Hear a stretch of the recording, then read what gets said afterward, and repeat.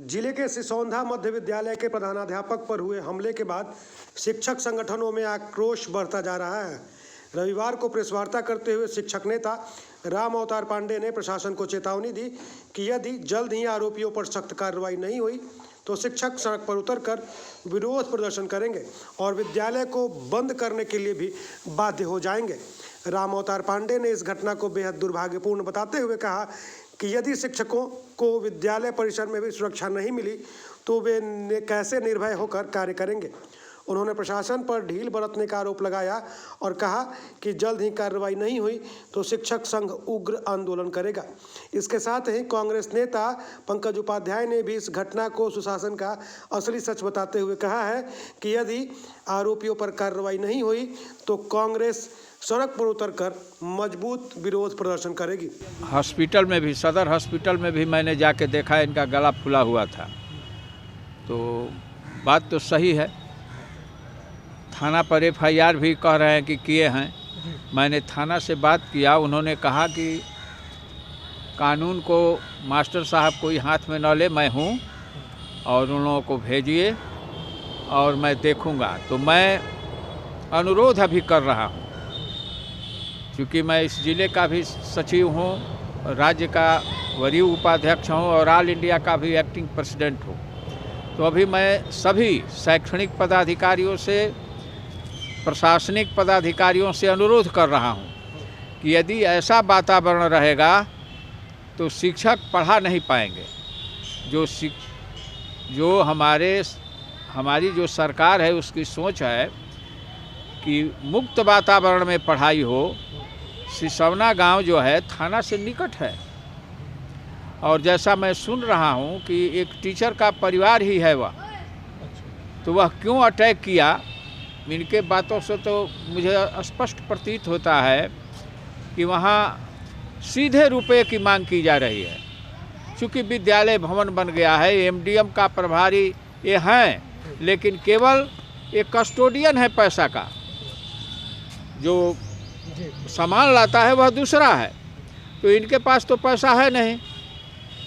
यदि यह रवैया रही इसी तरह तो हम लोग सारे विद्यालयों में एमडीएम बंद करा देंगे। अब दूसरा कौन यहाँ विद्यालय में आमदनी का जरिया है? तो एमडीएम बंद हो जाएगा और सरकार की जो नीति है कि हम हर विद्यालय में एमडीएम चलावें, उसी के चलते जो भी हो रहा है, गांव में जो गुंडे तत्व के लोग हैं वे अटैक कर रहे हैं। इसलिए क्या लगता है कि एमडीएम जो है कमाई का जरिया बन गया है सभी का?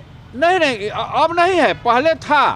पहले हम मान लेते हैं कि 2% 4% था, लेकिन अब क्या है? अब तो दूसरा वेंडर है, वेंडर सामान ले आता है, हेडमास्टर कस्टोडियन है। शिक्षक पर हमला के मामले में पूरा शिक्षक संघ एकजुट है, एकजुट रहेगा। अभी हम लोग 2-4 दिन देख रहे हैं कि चूँकि थाना प्रभारी आश्वासन दिए हैं कि कानून किसी को हाथ में नहीं लेना चाहिए, न वो लेंगे न ही लेंगे। हम लोग भी समझा रहे हैं। सबसे पहले शिकायत थी कि शिक्षक विद्यालय नहीं जाते हैं, अब तो शिक्षक विद्यालय जाने लगे। अब गांव की क्या शिकायत होगी? शिक्षक विद्यालय जा रहे हैं, पढ़ा रहे हैं और बच्चों को पढ़ाई ही चाहिए। तो अब कोई शिकवा शिकायत की बात तो है नहीं। केवल अब है कि अब हमको पैसे नहीं मिल रहे हैं, तो अब पैसा तो शिक्षक अपने वेतन का नहीं देगा, भले मर मिट जाएगा, और इसके लिए शिक्षक संघ तैयार रहेगा। अभी हम लोग देख रहे हैं, 2-4 दिन देखेंगे कि थाना प्रभारी की क्या नीयत है, क्या कर देते हैं वहाँ शांति व्यवस्था कायम करने में, वो कितना जोर लगाते हैं। नहीं तो सिविल एसडीओ से मिलेंगे, डीएम से मिलेंगे, आगे जहाँ जाना होगा वहाँ जाएंगे और लास्ट में विद्यालय बंद करा देंगे जिले भर का। आपका नाम? मेरा नाम है राम अवतार पांडे। देखिए, इस प्रकार की घटना तो जिले में अपराधियों के बढ़ते हुए मनोबल का परिचायक है। इस प्रकार की घटना घटती है कि मध्य विद्यालय के प्राचार्य के साथ गांव के दबंग विद्यालय में घुसकर रंगदारी की मांग करते हैं और रंगदारी न देने पे अगर प्राचार्य के साथ मारपीट की जा रही है तो निश्चित रूप से ये कहना कहीं भी गलत नहीं होगा कि बिहार में आज एनडीए की सरकार पूरी तरह से बिहार में जंगल राज कायम करने और अपराधियों को प्रश्रय देने का काम कर रही है। बिना राजनीतिक और बिना प्रशासनिक संरक्षण के सरकारी संस्थान में जाकर किसी सरकारी पदाधिकारी के साथ मारपीट की घटना ड्यूटी आवर में नहीं की जा सकती है। इसके लिए पूरी तरह से बिहार की सरकार जिम्मेवार है और बिहार में इस बढ़ते अपराध का पूरा जो कहा जाएगा जड़ है वो बिहार की वर्तमान एनडीए सरकार की ही देन है। न्याय मिला कि नहीं अभी तक? कहाँ न्याय मिला? अभी तक न्याय नहीं मिला। क्या हुआ था? किन लोगों ने हमला किया था? गांव के दबंगों के द्वारा, जो कि एक शिक्षक भी है वो, तो ऑफिस में आया और गाली गलौज करते हुए और मेरे ऊपर हमला किया, पिस्टल के बट से हमला किया। और उसका भाई जो था गला में मफलर लगा करके खींचते हुए हमको बाहर निकाला, गला घोटने का भी प्रयास किया गया। क्या नाम है उन लोगों का? एक का नाम है संजय कुमार सिंह, पिता हरिनारायण सिंह, स्वर्गीय हरिनारायण सिंह, और दूसरे का रणविजय कुमार सिंह, पिता स्वर्गीय हरिनारायण सिंह। एक का नाम है लालू यादव, पिता स्वर्गीय सुभाष यादव, और एक का देवेंद्र यादव, पिता चंद्रशेखर आज़ाद, और लोग थे। मुख्य वजह क्या थी हमला करने? कोई वजह नहीं थी। उन लोगों के द्वारा यही उन लोगों की सोच रही है कि हमारे मन तंत्र से यहाँ की व्यवस्था को चलाया जाए और भय का माहौल कायम करके और इन लोगों के ऊपर बराबर भय बना करके भयादोहन किया जाए। उसमें उस दिन क्या हुआ था? अचानक हम 9:30 बजे गए और अपना अटेंडेंस बनाए। अटेंडेंस बनाने के बाद वो आया, एकाएक आया, एक आध बात आपने ही कहा है, वो कहा है, बिना वजह का बेतुका बात बतिया करके। मैंने रिकॉर्डिंग कर रहा था, जाना कि ये लोग कुछ भी कर सकते हैं, तो मोबाइल भी हमारा छीन करके और हम पर अटैक किया। टूट गए लोग, टूट पड़े। मिला था क्या आपको?